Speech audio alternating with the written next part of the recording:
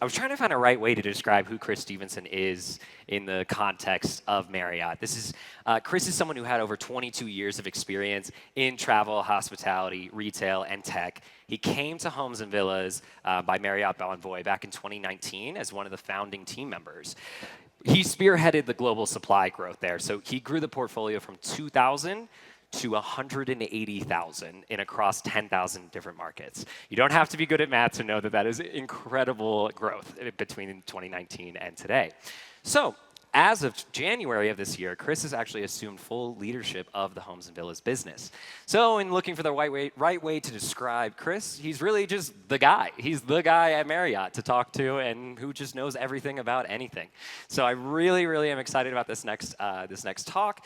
Where Chris is going to be walking us through some of the learnings that he's found from Marriott's really extensive loyalty program in the hotel space and how that's begun to bleed into the STR space as well. So let's go ahead and make some noise and welcome Chris to the stage.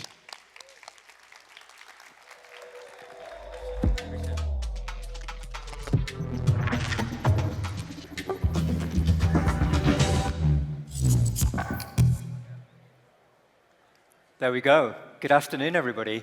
It's a pleasure to be with you all in Mexico City. What a great city and country to be in. It also means that I get to see Oasis at the weekend. Is anybody else going? Oh, well, the bar queue is going to be quiet in the venue then, if that's the case. So, but I'm looking forward to that.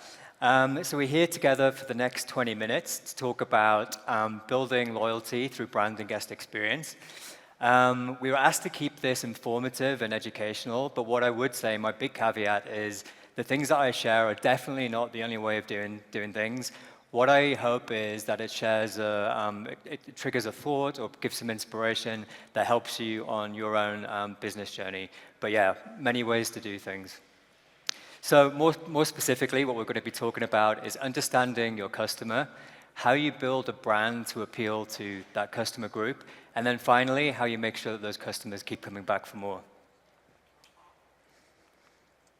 Before I get into that, just a little bit more about, about Homes and Villas by Marriott Bonvoy. We're part of Marriott International, which is the world's largest hotel company. Homes and Villas itself was founded in May 2019, which was terrible timing because then the pandemic was just around the corner. We survived like you all did, so we should be very thankful for that. We're now at about 180,000 homes. We work with 1,300 property managers globally. And what makes us really different is we hand select all the property managers that we work with and all of the homes within that property manager's portfolio. We give access to Marriott Bonvoy, which has 220 million members globally. And what it means is that those members can earn and redeem points on their vacation rentals. And then finally, we play in the premium and luxury space. So we really want to make sure that we bring on inventory that's going to meet our guest expectations. A lot of them have most of their stays in hotels, so we need to make sure that we deliver the right product and experience to kind of meet their expectations. So why does a hotel company want to play in the vacation rental space? There's three key reasons. The first is around it helps us deepen customer relationships. So when we look at customers that stay with Homes and Villas and stay in hotels, they spend twice as much with us on an annual basis as customers that just stay in hotels. So in terms of driving share of wallet, this is a great strategy for us. We attract longer stays. Our length of stay is about 4.6 nights, whereas if you think about a hotel, it's just under 2 nights. So we're kind of appealing to a different audience. And then we get really high customer engagement. So 96% of customers who stay with us are part of Marriott Bonvoy. It then helps us diversify and add new customers. So 30% of customers that stay with us in Homes and Villas have not had a hotel stay in the prior 2 years. So we're really good at kind of reactivating latent customers back into the Bonvoy program. We also have a slightly younger and slightly less affluent customer base than the core Bonvoy program. So we're bringing in a different customer group, which really is really beneficial to the overall program. Then finally, we want to make sure that Bonvoy is the best travel program in the world with the right products and services to meet every travel need. And Homes and Villas helps us make Bonvoy stronger and a stickier loyalty program. It helps us expand our footprint. So hotels are in about 2,800 locations worldwide. and we're in 10,000 cities. So it really helps kind of broaden our footprint. We drive incremental bookings to the hotel business. Sometimes guests start their booking journey looking at a hotel and they book a home rental, and sometimes it's vice versa, so very complementary.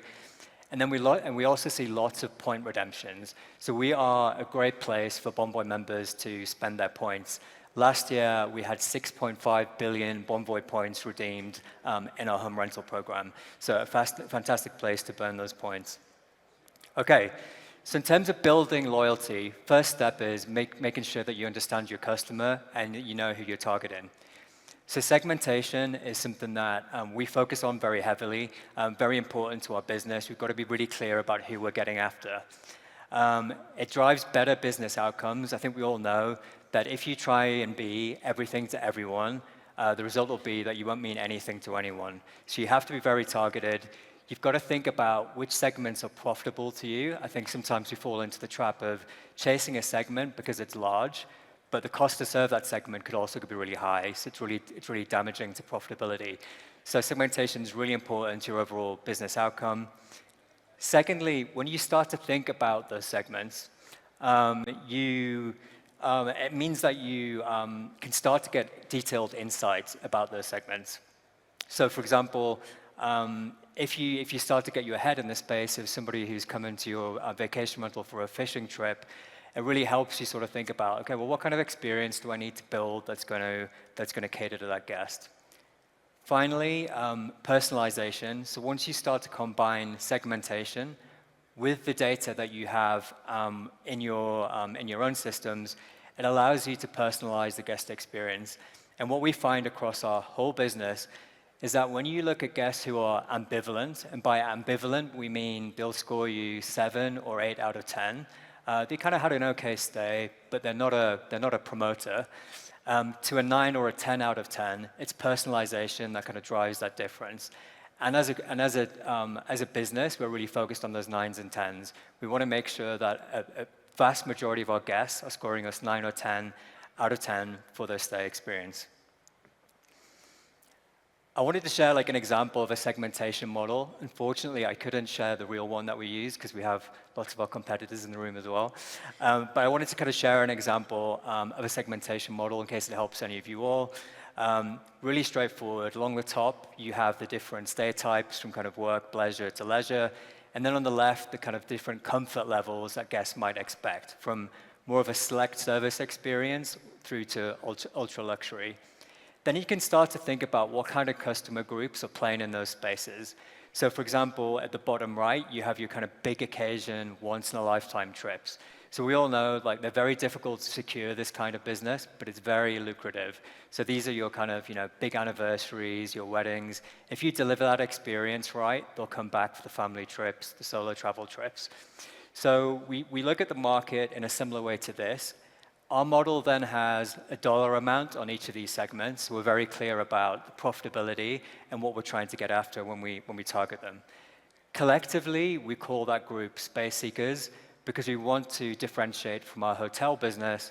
The key difference between booking a standard hotel room and a vacation rental is the space and the amenities.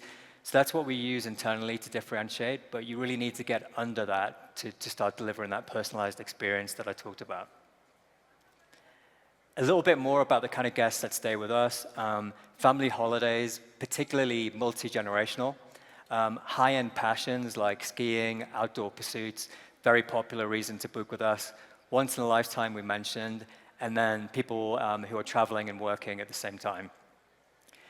In terms of the profile of our audience, they're about 35 to 54 age range, high household income, so an average of $150,000 household income. They have a long booking window of 60 to 90 days, and they're looking for larger, more premium and luxury homes. We do a lot of work around how we get under the skin and target people like this, because obviously we have Bonvoy, but we want to bring new people into Bonvoy. So we do something called conquest audiences, where we look at data in the market to see who has intent signals, who's looking to purchase right now, and do they look like our core audience? So they might have booked with another channel, but we can tell that they look like our audience, and so we actively retarget those customer groups. So in terms of thinking about building a segmentation model for yourself, first thing I'd say is like this does not have to be complicated. This is sort of like one day in a coffee shop with your laptop and a notepad. You can do a 2x2 matrix. You can look at the industry data from AirDNA, key data. You can do some market research on forums and find out what people are saying about your destination and your competitors.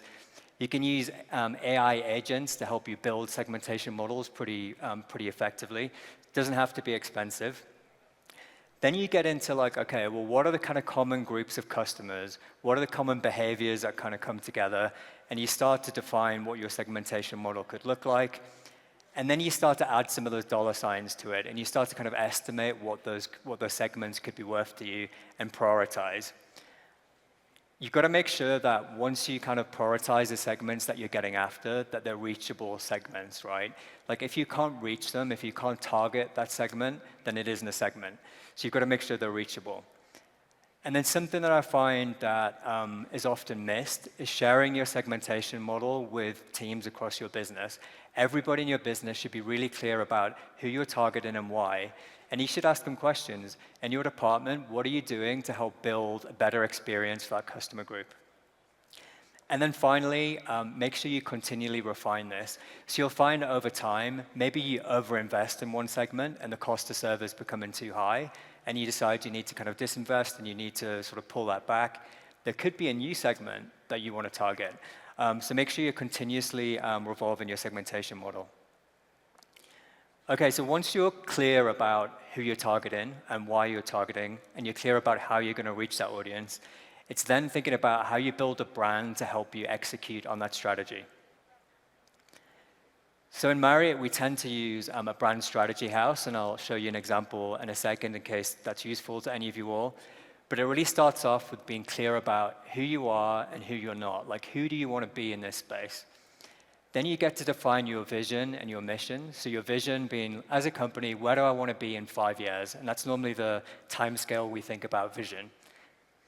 You then think about your mission, which is how you're going to get there, like how are you going to achieve your mission? And for that, it's a 1 to 3 year timeline, because you tend to sort of take your vision and chunks of time. So you know where you're going to get to, and then you do it piece by piece over a 1 to 2 or 3 year period. You then have to think about what changes do you need to make to your proposition to better serve the customer groups that you've identified. So spend some time to think about that. Then each of your disciplines, and by discipline I mean kind of departments, so whether it's like sales, business development, operations, they should all have very clear focus areas around how they're going to deliver against your kind of brand strategy, your vision, and your mission. And don't overcomplicate it. It should be each department has 1, 2, 3, 4 focus areas, and then some KPIs to make sure that everything is moving in the right direction, because we know that kind of what gets measured gets improved. So this is an example of the kind of strategy house that we'd use. I would love to show the real one, but this is all the information stripped out of it. So vision and mission sit right at the top. You then want to crystallize what your offer is. What are you putting out into the market? What kind of guest are you targeting? And what kind of stay situations are you targeting? You then want to get to a brand promise. This is a really simple statement that articulates who you are and what promise you want to make to your customers. And it should be so simple that everybody in your business can play it back to you. Underneath that, you'll then think about what your brand pillars are. So for example, pillar 1 might be around service. And under the proof points, you'll then say, okay, from a service perspective, these are all the things that I want to be known for in the market. These are all the things I want to deliver to my guest. Then underneath all of that, you'll have your kind of measurable KPIs and focus areas for each department. So once you know who your customers are, you've built a brand strategy to help kind of execute against that customer group. The next step is making sure that they're going to come back. Why loyalty matters, I think a lot of the sessions have talked about this, so there's no surprises here. When you think about your cost as a business, normally your costs are people, technology, and marketing. So anything you can do to kind of reduce your marketing costs through kind of repeat customer base and reduce acquisition costs is a great thing to be doing. You then want to think about how you use loyalty to increase your revenue and share of wallet.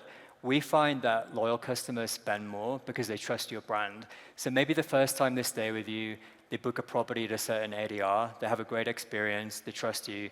The next time they trade up a little bit, and then the next time they trade up a little bit again, they're also more likely to buy the extra services, whether it's like the in-stay chef, whether it's the transportation options, because they trust your brand. So it really helps you drive share of wallet. And I think sometimes we think about ADR and occupancy, but we're not thinking about overall share of wallet and travel spend, and how can you capture the most possible. Customer satisfaction, we find that the more loyal a guest is, the more satisfied they are.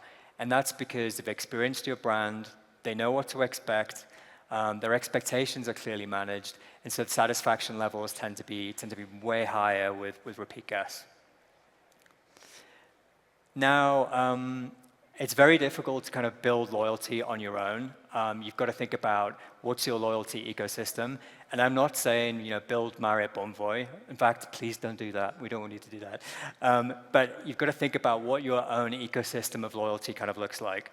For us, the whole proposition is we want to be anywhere that our guests are. So we should have a product or service for whatever travel experience our guest is looking for. And we do that through our traditional hotels, whether it's St. Regis, Marriott, Westin. We recently announced the acquisition of Citizen M to help us kind of broaden our customer base there. It's through our extended stay hotels like Residence Inn. Studio Res is a brand new brand that you'll hear lots more, hopefully, over the next kind of couple of years. We then have our residential category, and that's where Homes and Villas sits, alongside Sonder by Marriott Bonvoy, and then also Apartments by Marriott Bonvoy. We then have our credit cards and insurance business, so that's quite a big business for us, and it helps us kind of track preferences and spend behavior. We recently launched an offering with Weather Promise on the Homes and Villas site. It's an amazing product, and kind of what it does is, when you book in your trip, it says to you, okay, like, if you go to Florida for 7 nights, if it rains more than 4 nights in Florida, we'll give you a payout to kind of cover the cost of part of the cost of your stay, and you can spend that money on like indoor activities or things to kind of occupy you from the rain. So that's a really great product that we launched to help kind of with the loyalty ecosystem. We then want to make sure we've got lots of inspiring experiences. So tours and activities, the Ritz-Carlton Yacht Collection. It needs to be more than just about the stay. There's got to be experiences there. And then also strategic partnerships. So we work with Starbucks and Uber, also have lots of airline and car rental partnerships as well. So think about like what your own ecosystem looks like in your market and how you want to build it out. In terms of how we fuel the stickiness in Marriott Bonvoy, so when guests stay with us in Homes and Villas, we give them 5 points for every dollar that they spend. They can also redeem their points. About 45% of customers that stay with us use points. You work towards your elite status. So every night you stay in a home rental, your elite status kind of increases, and that gives you benefits in hotels like free breakfast and late checkout. And then the partnerships that I mentioned as well, like what's really interesting is people might stay in a home rental once or twice or 3 times a year. Think about what partnerships are going to keep you front of mind 365 days of the year. And that's what the Uber and the Starbucks partnerships are about. If you're linking your accounts and you're looking at Bonvoy and you're buying your coffee and you're booking your Uber and the points have been transferred, it just keeps you top of mind 365 days a year. So just a few thought starters around loyalty. I'd say think about what behavior that you want to drive. Okay, so it could be longer stays, it could be higher ADR properties. Maybe you want to reward your guests that leave the property in a great condition. Think about what you want to reward, and then think about what benefits you can execute on, whether it's early check-in, it's late checkout, it's extra amenities. And then thirdly, think about what tech solution you want to use to kind of track these guest preferences and your loyalty mechanics. You then want to think about which businesses you want to partner with. And I'd say like we work with a lot of property managers that do a great job of recommending chefs, transportation options, all this kind of stuff. But think about how you can integrate the experience a little bit more, because like a link in a pre-arrival email to a transportation company, is kind of doing it a little bit disservice, right? You've got to think about, as a brand, how can you wrap yourself around that a little bit more? I think all the companies we work with do great jobs as hosts, and they're very passionate about it. And I'd say the next step is think about a brand rather than just thinking about a host. All the guests that you serve are buying into a lifestyle, like an experience. It's something they want to get out of that trip. There's something that it really means something to them. And the more you can get under the skin of that, the more you can help deliver an experience that's going to excite them. Think about how you leverage guest data sensibly, and there's been a few sessions on that earlier. So make sure you're set up to kind of track all the data and all the preferences, but also that you can execute on it. Because I think sometimes we end up with a lot of data stored in various systems that we don't mine or kind of execute on. So think about the data storage, but also the execution. And then finally, test and evolve. So we have a saying at Marriott, and that's success is never final. So you can't just do something and tick the box and move on. You've got to keep revisiting it and making sure that you're kind of refining and enhancing as you kind of move forward. Okay, so we kind of covered a fair bit in the 20 minutes. Just wanted to kind of touch on some of the high-level things in case it inspires a thought. I'd love to hear from you all around what you were doing. If anybody wants to chat about any of these topics, come and talk to us at our booth, but really keen to hear about what's happening in your markets and what you're doing to kind of segment, build your brand, and drive loyalty. I'm sure there's lots we could learn from you all, so really happy to kind of talk about that. If you're interested in partnering with us, then of course, come and visit the booth and say hi. There's lots of the companies that we work with already in this room, so thank you very much for your loyalty to us. And it's been a pleasure talking to you all. Thank you.